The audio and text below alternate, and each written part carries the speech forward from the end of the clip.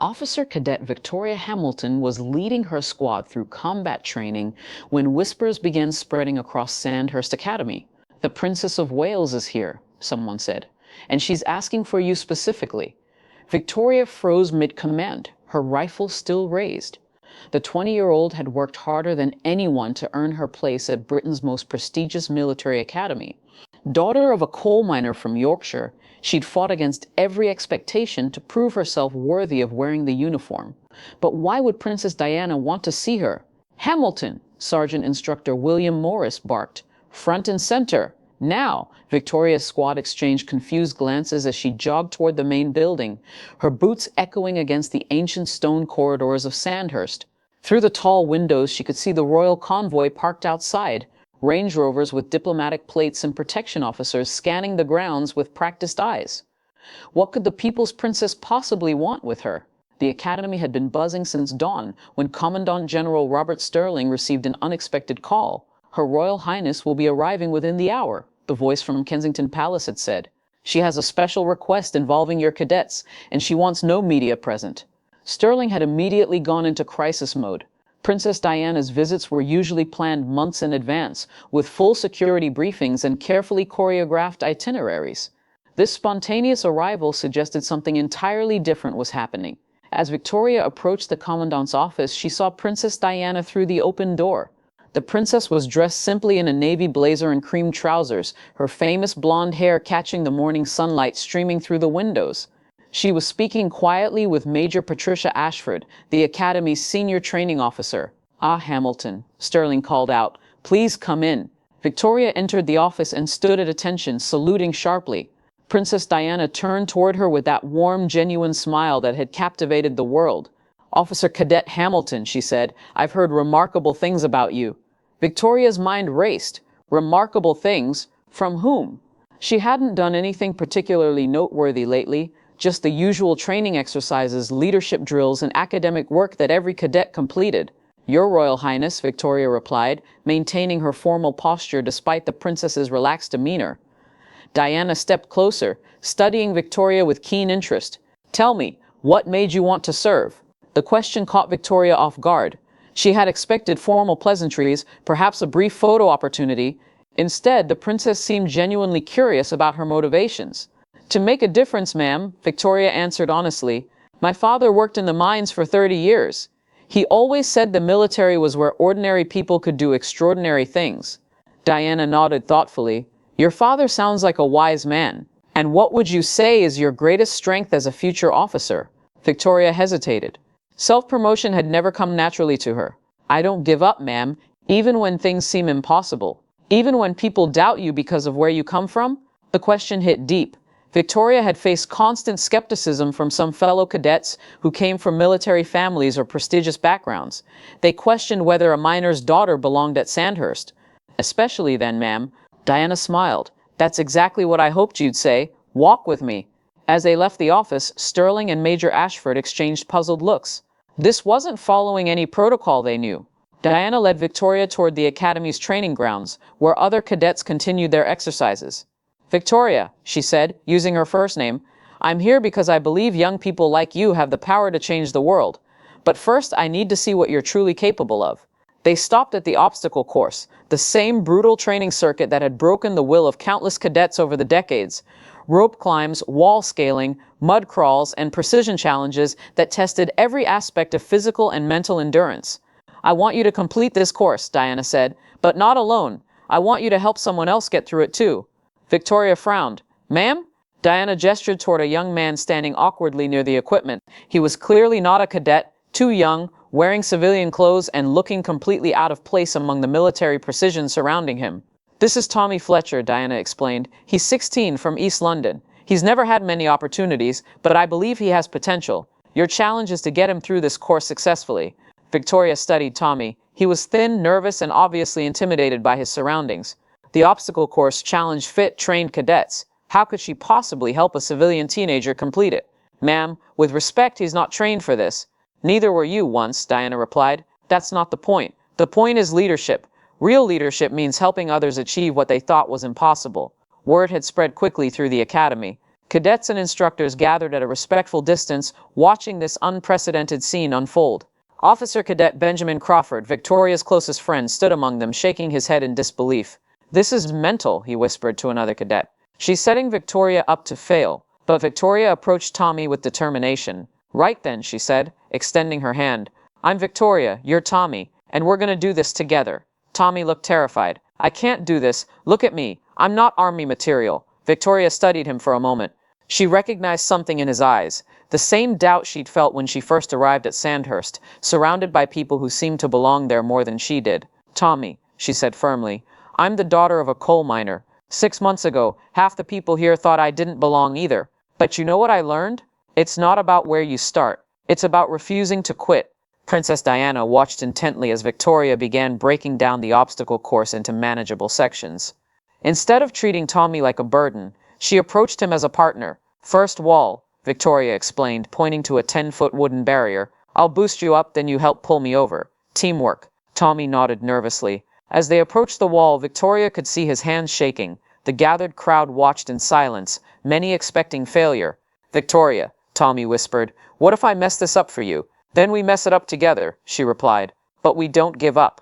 Victoria interlaced her fingers, creating a step for Tommy. "On 3. 1, 2, 3. Tommy stepped into her hands and she boosted him upward. He grabbed the top of the wall, struggling to pull himself over.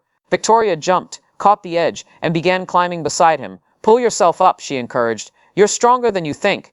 With tremendous effort, Tommy hauled himself over the wall. He immediately turned to help Victoria, just as she had instructed. Together, they dropped down the other side. Princess Diana smiled. This was exactly what she had hoped to see. The rope climb came next, 20 feet of thick rope that tested upper body strength and determination. Victoria went first, showing Tommy the technique. Hand over hand, feet wrapped around the rope for support. "I can't do this," Tommy said, looking up at the intimidating height. "Yes, you can," Victoria insisted, "but we'll modify it. Climb as high as you can. When you can't go any further, I'll climb beside you and we'll figure it out together." Tommy began climbing. His technique was awkward, his progress slow, but he was trying. Halfway up, his strength gave out. He hung there, exhausted and defeated. "I'm done," he gasped. Victoria climbed quickly beside him. "Listen to me, Tommy. Do you know why Princess Diana brought you here?" Tommy shook his head, breathing heavily. "Because she sees something in you that maybe you don't see yet. And if she believes in you, maybe you should start believing in yourself." Something shifted in Tommy's expression. He looked down at the ground, then up at the remaining rope. "What do I do? One move at a time. Don't think about the top. Just think about the next grip." Together they climbed. Victoria stayed beside him, offering encouragement and technique tips. When they finally reached the top and rang the bell, the watching cadets broke into spontaneous applause. As they descended, Princess Diana approached. "How did that feel, Tommy?" "Like I did something I never thought I could do," he replied, still catching his breath. "And Victoria, what did you learn?" Victoria thought carefully. "That leadership isn't about being the strongest or fastest. It's about bringing out the best in others." Diana nodded approvingly. "Exactly. Now, let me tell you why I'm really here." She led them to a quiet area overlooking the academy grounds. "I'm launching a new program called Operation Bridge. It will pair military cadets with young people from disadvantaged backgrounds, not for charity, but for mutual growth." Victoria's eyes widened. "Young people like Tommy have street intelligence, resilience, and perspectives that military training can't teach. Cadets like you have discipline, leadership skills, and opportunities that could change their lives. Imagine what you could accomplish together." Tommy looked confused. "You want me to work with the army?" Diana shook her head. "I want you to work with each other. Victoria, you'll continue your training here, but you'll also mentor Tommy as he completes his education and develops his own leadership skills. Tommy, you'll challenge Victoria to see the world differently and keep her connected to the communities the military serves." Major Ashford had been listening from nearby. She approached cautiously. "Your Royal Highness, this is highly unconventional." "The best ideas usually are," Diana replied. "Major, I've spoken with the Ministry of Defense. Operation Bridge has full approval for a trial run. Victoria and Tommy will be our first partnership." Over the following weeks, the unlikely pair met regularly. Victoria taught Tommy discipline and goal setting.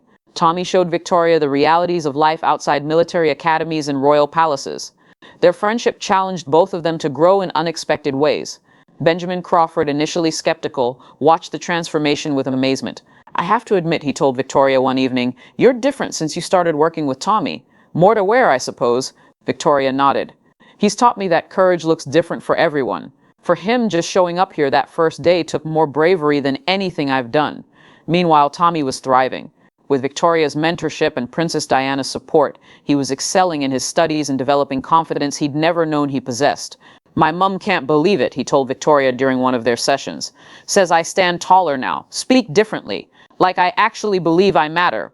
"You've always mattered," Victoria replied. "You just needed someone to help you see it." 3 months later, Princess Diana returned to Sandhurst for the program's official launch.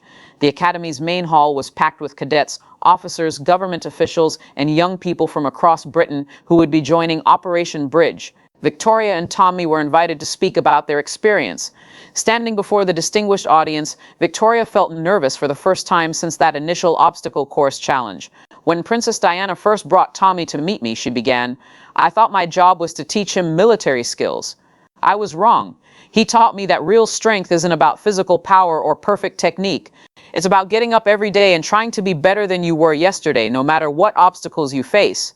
Tommy took the microphone, his voice steadier than anyone had expected. "Victoria showed me that I don't have to be defined by where I come from. She believed in me before I believed in myself. That's the most powerful gift anyone can give another person." The audience erupted in applause. Princess Diana, sitting in the front row, wiped away tears. After the ceremony, she approached the pair privately. "You've exceeded every expectation," she told them, "but this is just the beginning. Operation Bridge is expanding to 20 military academies across the country. You two will help train the next partnerships." Victoria felt overwhelmed. "Ma'am, I'm still just a cadet." "No," Diana corrected gently. "You're a leader. There's a difference."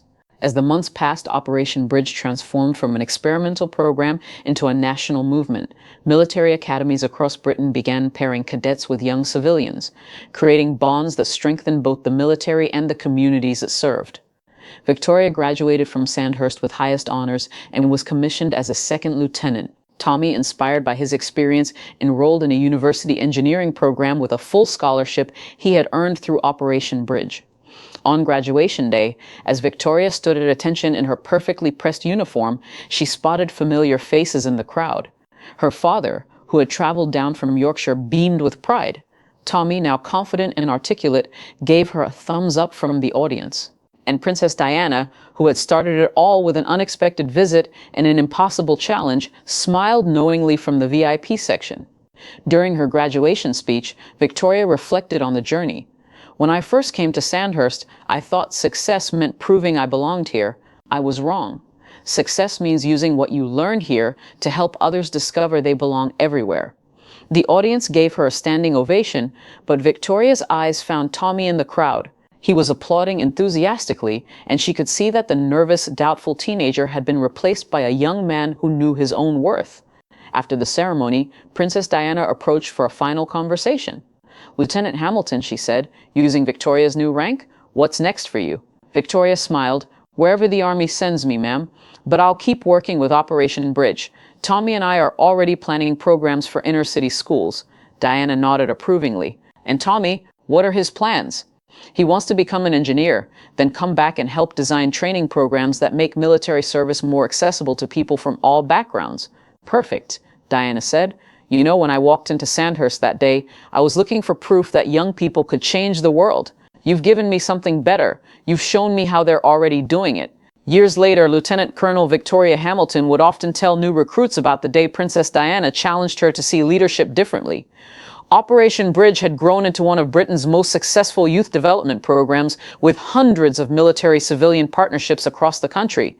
Tommy Fletcher, now Dr. Thomas Fletcher, Chief Engineering Consultant for Military Training Systems, would credit that first terrifying obstacle course with teaching him that limitations exist only in the mind. And Princess Diana's vision of bridging divides through human connection had created ripple effects that continued long after that unexpected visit to Sandhurst Academy. Sometimes the most important lessons come from the most unlikely teachers, and sometimes the greatest challenges reveal not what we can't do, but who we really are when we refuse to give up on each other. The day Princess Diana walked into Sandhurst Military Academy asking for Officer Cadet Victoria Hamilton, she wasn't just looking for one remarkable young woman. She was launching a movement that would prove ordinary people really could do extraordinary things, especially when they did them together.